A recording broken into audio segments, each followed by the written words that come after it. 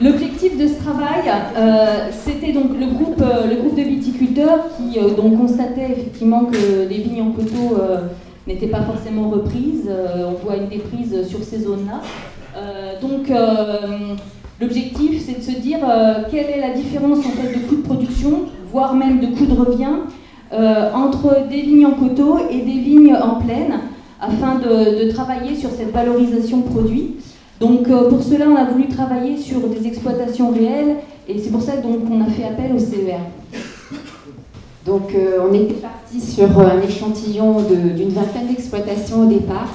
L'objectif, c'était vraiment de partir sur des exploitations dont on avait la comptabilité pour aller dans le détail des charges. Au final, il y avait une assez grande disparité au niveau des rendements. On avait des exploitations en moyenne qui faisaient des rendements de 39 hecto-hectares et on a décidé finalement de concentrer le calcul entre plaine et coteaux sur les exploitations qui avaient un rendement relativement stable entre 45 et 50 hecto-hectares. Et donc c'est pour ça qu'on est finalement, on a un échantillon qui est assez faible de 11 exploitations, donc réparties entre plaine et coteaux. Donc ces 11 exploitations se répartissent ainsi. Donc on a en fait 7 exploitations qui sont en plaine et 4 en coteaux. Donc on constate déjà que les exploitations en plaine ont une surface plus importante, 12 hectares en moyenne pour les exploitations en plaine et pas loin de 8 hectares pour les exploitations en coteaux. On voit également que, alors la caractéristique aussi de ces deux groupes, c'est que dans les exploitations en plaine, on avait essentiellement des coopérateurs, et dans les exploitations de coteaux, quelques exploitants faisaient de la bouteille. On a essayé de faire en sorte que la vente bouteille ne soit pas très importante, parce qu'on sait très bien que ça représente beaucoup de temps et que ça influe quand même sur le coût de revient final. Donc le nombre d'UTH par exploitation, c'est donc pour les exploitations de plaine, il faut 1,2 personnes pour cultiver les 12 hectares. Pour l'exploitation en coteaux, il fallait 1,3 UTH, mais il y avait environ 7000 bouteilles de produits pour lesquelles donc les ventes bouteilles prennent du temps. C'est pour ça qu'on a réduit en nombre d'hectares par UTH. Pour la plaine, une personne peut cultiver 10 hectares. Et pour les coteaux, on a considéré, donc, en retirant le temps consacré à la vente bouteille, une personne peut cultiver 8 hectares. Donc ça, c'est par rapport aux exploitations réelles du Beaujolais, de celles qu'on a pu sélectionner dans les clients du CER. Donc pour vous expliquer le détail où on est allé, en fait, on s'est basé sur le coût de production. Donc le coût de production dans les comptabilités, c'est le coût réel, les charges réelles, les charges de structure, les charges de fonctionnement, les charges opérationnelles pour soit produire du raisin, dans le cas des coopérateurs, soit produire du vin en vrac ou conditionné. Donc on parle vraiment de toutes les charges de l'exploitation, y compris l'amortissement du matériel, des bâtiments. Parce que c'est quand même des charges, même si elles ne sont pas annuelles, qu'il faut prendre en compte pour pouvoir vraiment aller jusqu'au bout du calcul et de la comparaison. Et on prend aussi en compte la main-d'œuvre salariée dans le calcul.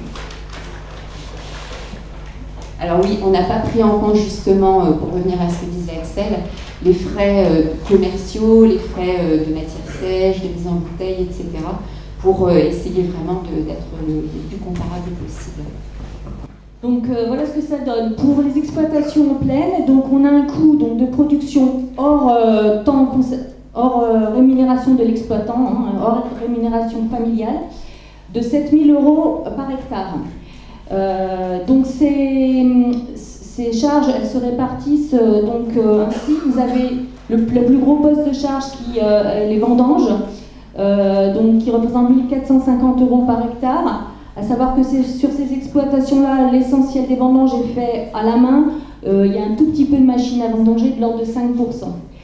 Voilà. Ensuite, vous avez le deuxième poste qui est représenté par la mécanisation de l'ordre de 1 400 € par hectare.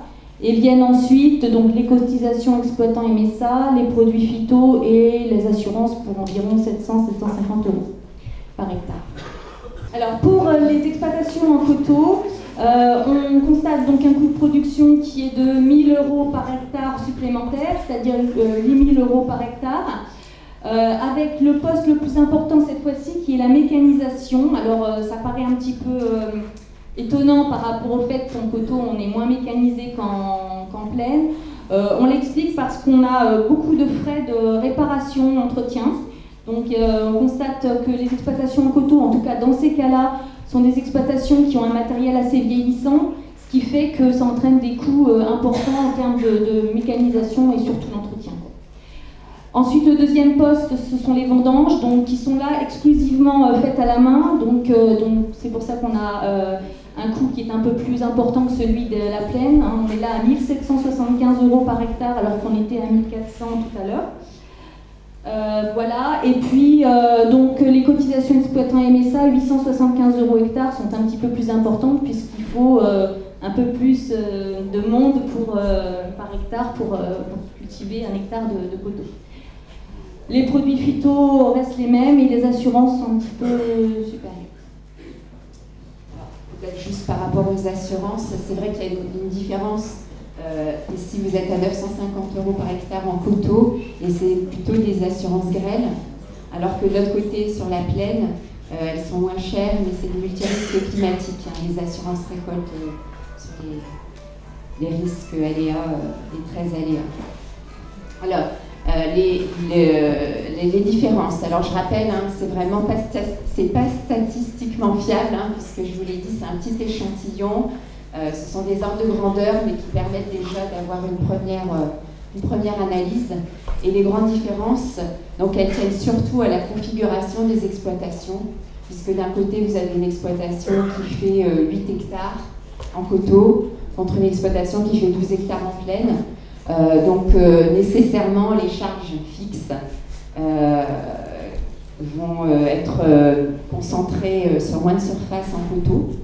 Donc vous avez peut-être l'explication de 450 euros par hectare déjà qui s'explique par la taille de l'exploitation. Et puis vous avez la configuration de la pente, hein, telle qu'on l'a exprimée jusque-là, qui fait que les coûts de vendange, les charges spécifiques au territoire, voilà, à la forme du vignoble se manifestent vraiment lors des travaux manuels de grande ampleur que sont les vendanges. Et puis vous avez aussi tout l'aspect mécanisation carburant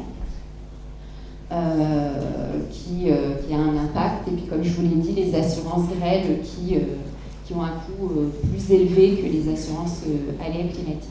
Alors, au-delà du coût de production, si on veut justement gommer un peu l'aspect taille de l'exploitation, revenir à l'hectare et inclure aussi la rémunération de l'exploitant, les UTH familiaux, donc on a vu tout à l'heure qu'en plaine, on avait 1,2 UTH sur une exploitation de 12 hectares, donc ça représente, si on part sur 1,5 SMIC, au niveau économique, on aime bien prendre des bases un peu qu'on peut reprendre sur d'autres types d'exploitation dans d'autres filières.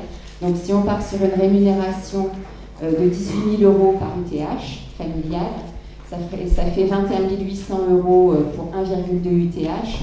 Et donc la rémunération par hectare est de 1 850 euros de rémunération par hectare sur l'exploitation en plaine, ce qui fait un coût de revient à 8 850 euros par hectare.